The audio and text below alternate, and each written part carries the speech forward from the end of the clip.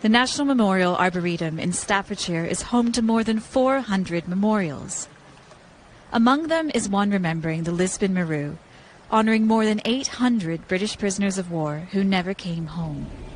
This monument memorialises the victims of the disaster. There were over 1,800 British prisoners of war on board the ship travelling from Hong Kong to Japan when it was torpedoed by the Americans in 1942. They were unaware of the identity of the prisoners on board. One of the survivors was Dennis Morley, a member of the Royal Scots Regiment. This is 5 generations of us. There's Dad, myself. Dennis survived the sinking of the ship by floating on his back in the water. He was eventually recaptured by another Japanese ship. My father was one of the last ones. He was in one of the lower holds. Yeah, a lot of them were jumping into the sea, and there were other Japanese ships shooting machine guns into the water and killing the prisoners of war.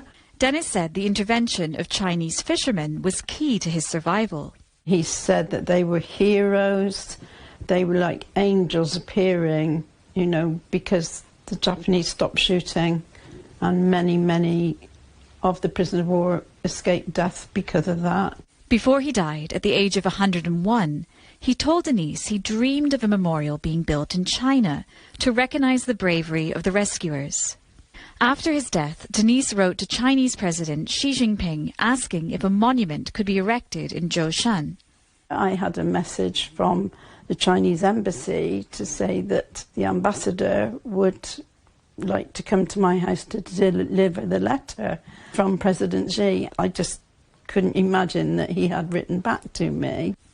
President Xi said he would directly look into the building of the monument, and Denise was there to unveil the memorial in her father's honour in May. There were lots of other prisoner of war's relatives there as well, and some relatives of the Chinese fishermen as well. I was just absolutely overwhelmed that and I was proud that I've made my dad's wishes come true, you know. 2 memorials for events that happened over 80 years ago in Britain and in China. An incredible story of survival and courage that will be remembered for generations to come.